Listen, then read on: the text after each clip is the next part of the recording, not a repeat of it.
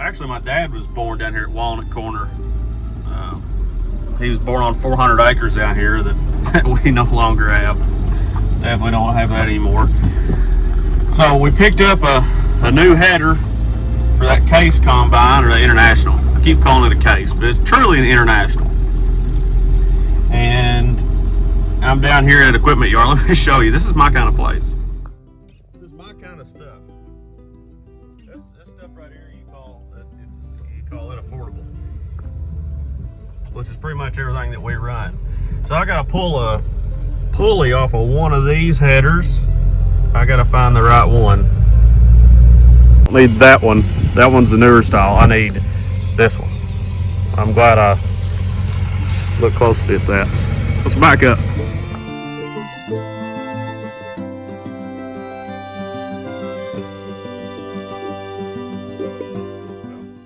Good thing I looked back at the picture of what Dad sent me. He really didn't know we needed it, but in the picture he sent me, he's missing this spring apparatus. So I'm glad I noticed that. So now I got to pull this spring off to make sure we have it. I'm pretty sure the flex header wouldn't flex without that.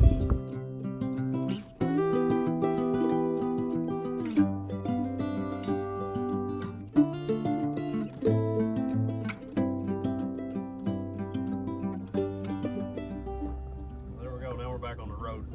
So you might be wondering, like, well, why did he spray WD-40 on the rest of all those parts, like the chain and that kind of stuff? Well, that's a very good question.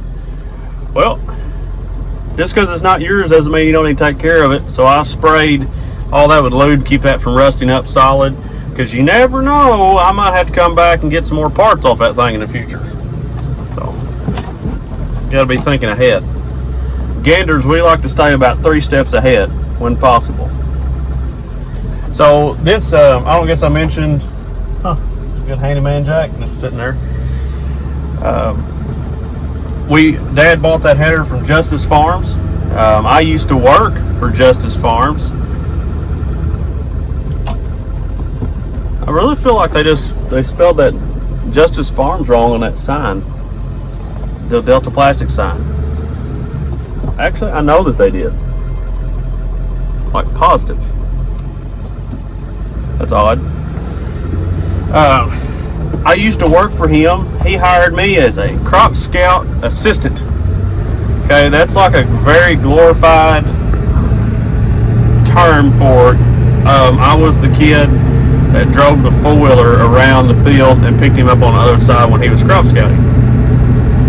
A crop scout assistant sounds really cool. So I just drove the truck and the four-wheeler back and forth. I did that for a summer when I was 16. Maybe I was a good employee, I don't know.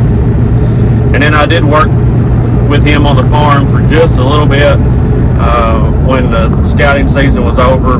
And then I kind of just found somebody else for that job. I got my friend hired on there for him, and then I left and went back to the hay farm. I decided that farming hay was a little easier than farming rice. But I learned a lot. Tommy was one of those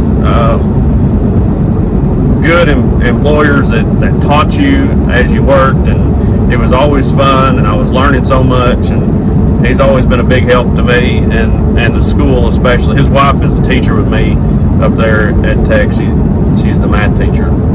So, yep. Tommy and what he does farming is pretty cool.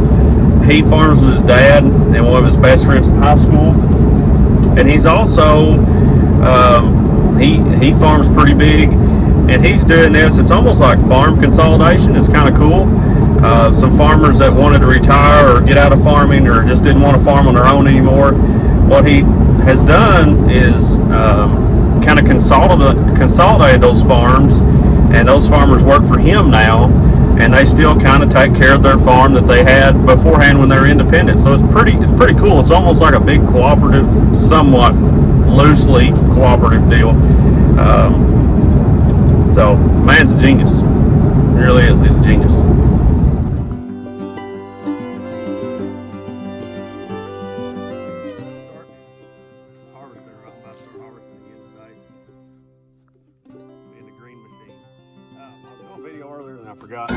So every day before we start harvest, we have to go through and I blow everything off with a cordless blower, the Milwaukee blower. That's really been a big help to us because you don't have to drag air hose and have an air compressor running. It's just annoying, and that blower does really well.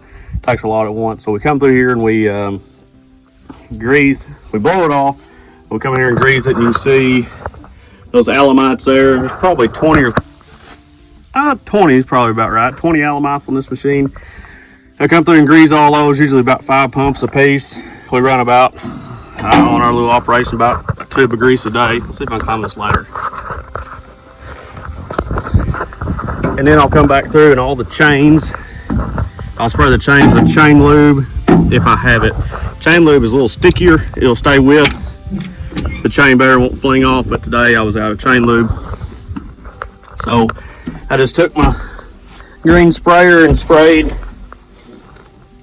all the chains with just plain old WD-40, and that'll be fine.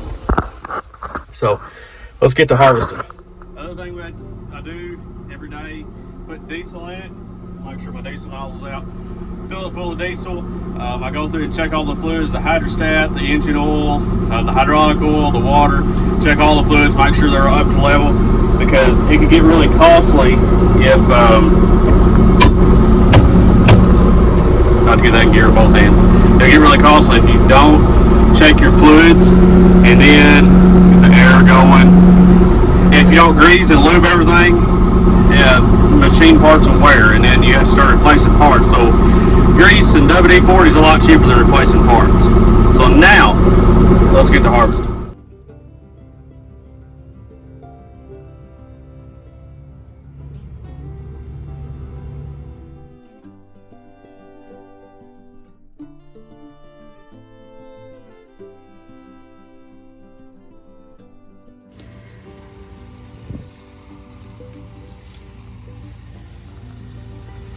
I don't think you belong.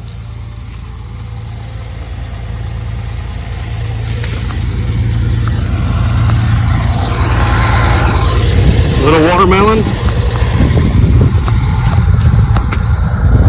Uh-oh, it busted.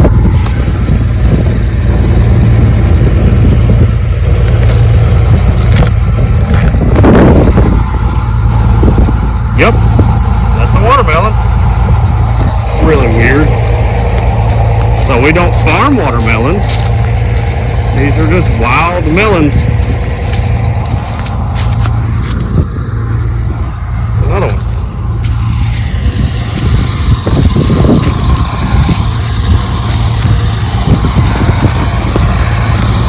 So they had to be transported here by some sort of animal.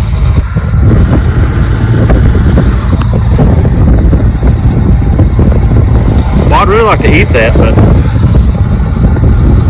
that's kind of squishy, like a watermelon, not like a watermelon, like a pumpkin guts. So probably could have ate these if they had been, I knew they were here before now.